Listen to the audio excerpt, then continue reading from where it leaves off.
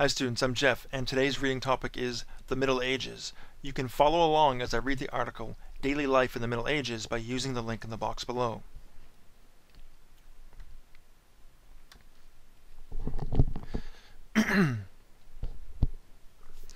In today's popular culture, medieval times are portrayed as filled with chivalry, nobility, balls, drama, and romance. While all of these elements did play a role in life in the Middle Ages, they were far from the everyday life men and women lived at the time. Understanding the difficulties and challenges people faced during these times is challenging, perhaps even more so due to the vast differences in the quality of life enjoyed by those of higher social standing and greater wealth, and those in the majority, the peasants who struggled to maintain their standards of living.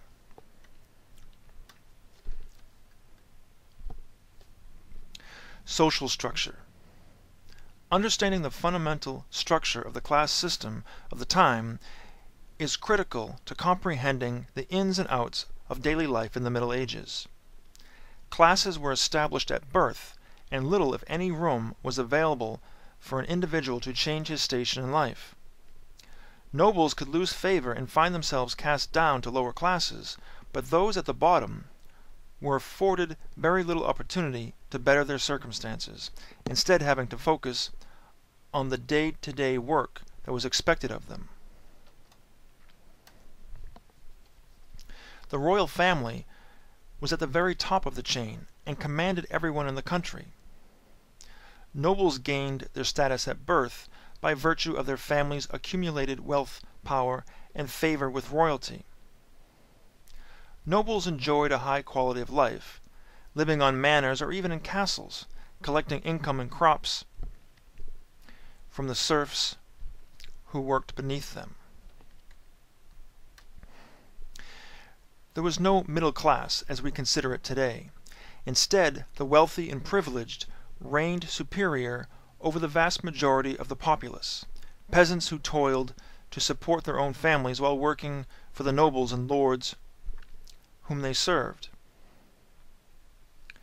The feudal system in place at the time left those at the lower end of the ladder unable to move their way up and improve their lots in life.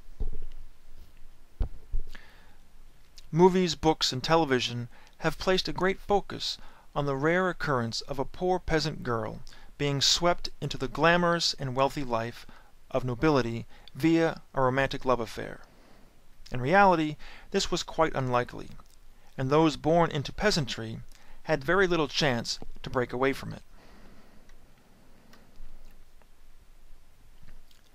The role of women. Daily life in the Middle Ages was vastly different for noble women than for peasant women. Women of nobility were afforded a certain amount of luxury in their daily lives. They were also granted complete authority to manage their households, employees, and finances if ever their husbands were away or unable to perform these day-to-day tasks themselves. Noble women had the assistance of ladies-in-waiting who helped them with tasks such as bathing and dressing. Servants prepared meals and maintained the cleanliness of the home. The noble woman's daily life largely revolved around eating, drinking, planning weddings or feasts, and even gossiping. Their active social lives were critical to maintaining the family's good standing within the community, and their involvement in local events allowed them to keep the family name prominent and well respected. Peasant women lived tremendously different lives from noble women. Their days could begin as early as 3 in the morning throughout the year. They were expected to prepare meals for their families, beginning with a hearty breakfast. Throughout the daylight hours, they worked on the land or in the fields, tended to animals such as ducks or chickens, and cared for any children. Child care included education and medical care in addition to expected child-rearing duties. Peasant women were responsible for making clothing, harvesting and preserving fruits and vegetables, and house cleaning. Women did not have the chance to engage in leisure time or idle activities, instead frequently working from before dawn until after dusk. In many cases, their workloads were such they could not sit down for meals with their families, instead eating cold food after the rest of the family had retired for the night. Knights. Knights played a unique role in daily life in the Middle Ages. A knight was neither a noble nor a peasant. Instead, knights worked for royals, lords, or nobles. Much of their time was spent in exercises and training in order to keep their skill level and physical strength at their peaks.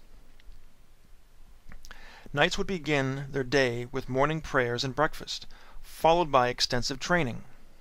Training included horseback, jousting, sparring, and strategizing.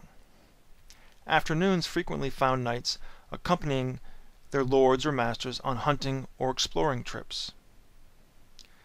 Later in the Middle Ages, knights also spent a great deal of time studying and learning courtship arts and chivalry, in particular etiquette and dancing.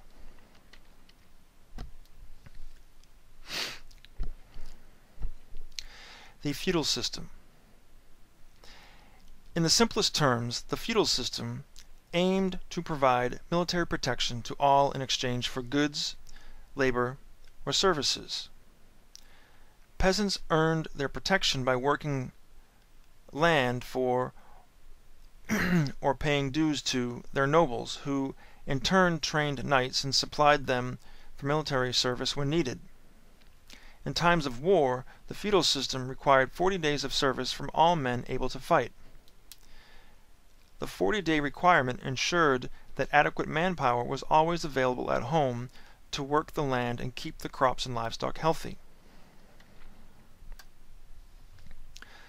Nobles were required to provide skilled military units to the king when needed. They were also responsible for providing troops with food, clothing, and shelter as needed. In essence, the military system was designed so that everyone earned their protection based on what they were able to provide to the system itself. Peasants were unable to provide funding for the military, but could offer their services during wartime. They could also tend to their nobles' land, crops, and livestock so that nobles could continue their funding of the military system. It is worth mentioning that the feudal system had both pros and cons. While those at the bottom of the chain could find it very difficult to move up from their position, skilled and trained fighters could and did frequently find themselves well rewarded for their service.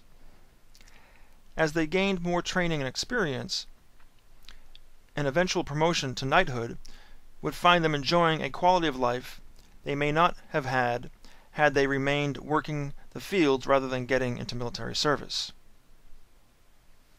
As always, thanks for watching and take care.